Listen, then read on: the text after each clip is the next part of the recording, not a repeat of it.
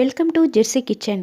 நம்ம இன்றைக்கி டேஸ்டான ரொம்ப சுவையான மட்டன் குழம்பு எப்படி செய்கிறதுங்கிறத வீடியோக்குள்ளே போய் பார்க்கலாம். ப்ரெஷர் குக்கரில் மட்டன் வேகிற அளவுக்கு தேவையான அளவு தண்ணி ஊற்றிக்கிறேன்.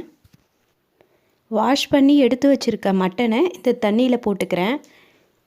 நீங்கள் குழம்புக்கு ரெடி பண்ணதுக்கு அப்புறம் கூட மட்டனை சேர்த்து வேக வச்சுக்கலாம். எனக்கு கிரேவிக்கும் மட்டன் தேவைப்படுறதுனால நான் எல்லாத்தையும் ஒன்றாவே சேர்த்து வேக வச்சுக்கிறேன்.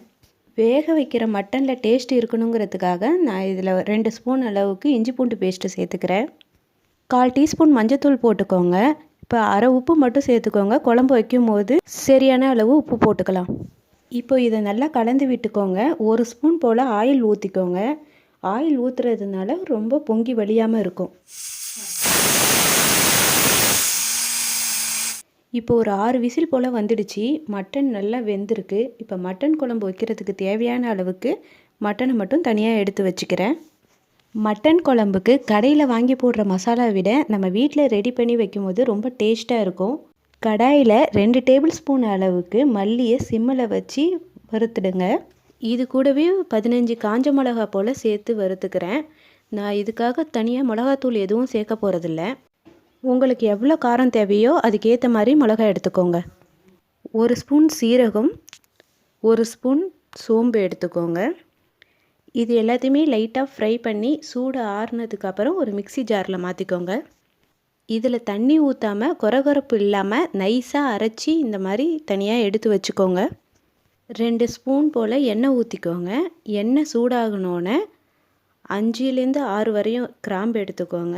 ஒரு பட்டை துண்டு, 2 பிரிஞ்சி இலை போட்டுக்கோங்க. 1 கப் சின்ன வெங்காயம் போட்டுக்கிறேன். மட்டன் குழம்புக்கு சின்ன வெங்காயம் தான் ரொம்ப டேஸ்ட்டாக இருக்கும்.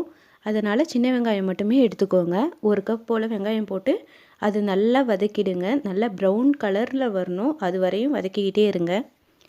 இந்த மாதிரி வந்ததுக்கப்புறம் அதில் 2 டேபிள் ஸ்பூன் அளவுக்கு இஞ்சி பூண்டு பேஸ்ட்டு சேர்த்துக்கோங்க. இந்த இஞ்சி பூண்டு பேஸ்ட்டும் வெங்காயமும் சேர்ந்து நல்லா ஃப்ரை ஆகிற அளவுக்கு அதை நல்லா வதக்கி விடுங்க.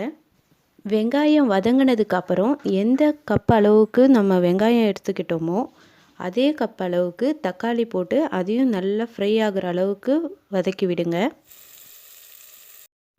இந்த மாதிரி எண்ணெய் பிரிஞ்சு வர அளவுக்கு வெங்காயம் தக்காளி வதங்கினதுக்கப்புறம் ஒரு கைப்பிடி போல் கருவேப்பிலை சேர்த்துக்கிறேன். இப்போ நம்ம வேக வச்சு தனியாக எடுத்து வச்சுருக்க மட்டனை கொஞ்சம் தண்ணியோடு சேர்த்து இதோடு கலந்து விட்டுக்கோங்க.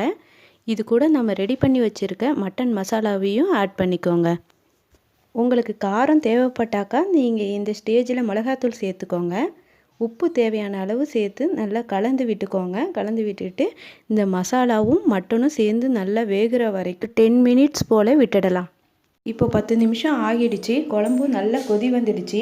மசாலா ஸ்மெல்லாம் போய் குழம்பும் மட்டனும் ஒன்றா சேர்ந்து கொதிக்க ஆரம்பிச்சிடுச்சு. 1 கப் துருவின தேங்காய் எடுத்து அதை மிக்ஸி ஜாரில் போட்டுக்கிறேன். முந்திரி 4லேருந்து 5 எடுத்துக்கோங்க. அது குழம்புக்கு நல்ல திக்னஸ் கொடுக்கும், நல்ல டேஸ்ட்டாகவும் இருக்கும். இது 2த்தையும் சேர்த்து அரைச்சி எடுத்துக்கலாம். இப்போ கொதிக்கிற குழம்புல நம்ம அரைச்சி வச்சுருக்க தேங்காய் பேஸ்ட்டை சேர்த்து ஒரு 5 நிமிஷம் கொதிக்க விடுங்க. இப்போ 5 நிமிஷம் ஆயிடுச்சு. மட்டன் குழம்பும் ரெடி ஆகிட்டு கொத்தமல்லி தழை தூவி இறக்கி வச்சுடுங்க.